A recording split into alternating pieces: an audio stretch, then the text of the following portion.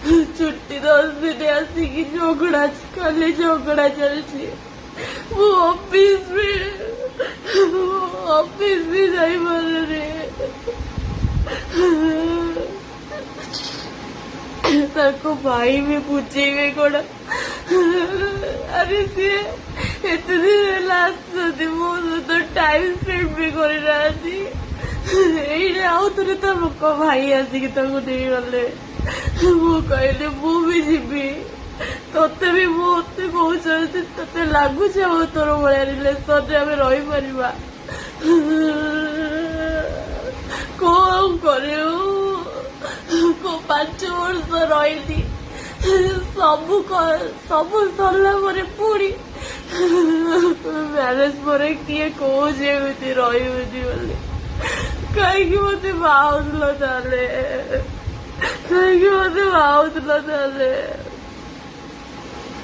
मुझे क्षमा कर दे मम्मी, मुझे क्षमा कर दे। वो ନିଜକୁ ସମ୍ଭାଳି ପାରୁନି। ଫ୍ୟାମିଲି ସେ ସୁଧୁରିବେ, ତଥାପି ସୁଧୁରୁ ନାହାନ୍ତି। ଜଣକୁ ଡିଭୋର୍ସ ଦେଇକି ଆଉ ଜଣଙ୍କ ସହିତ ବି ଏମିତି କରିକି ଡିଭୋର୍ସ ଦେବାକୁ ଯାଉଛନ୍ତି।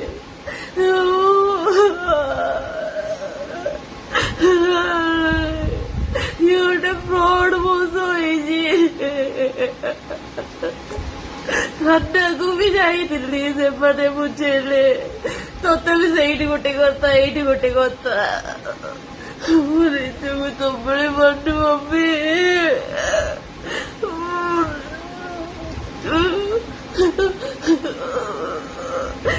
ଆଜି ଯାହା ବି ହବ ମମ୍ମି ମତେ କ୍ଷମା କରିଦବୁ। ଭୁଲିଯିବୁ ତୋର ଗୋଟେ ଝିଅ ଥିଲା ବୋଲି। ସମସ୍ତଙ୍କୁ ମୁଁ କ୍ଷମା ମାଗୁଛି। ମୁଁ ସମ୍ଭାଳି ପାରୁନି ସିରିୟସଲି।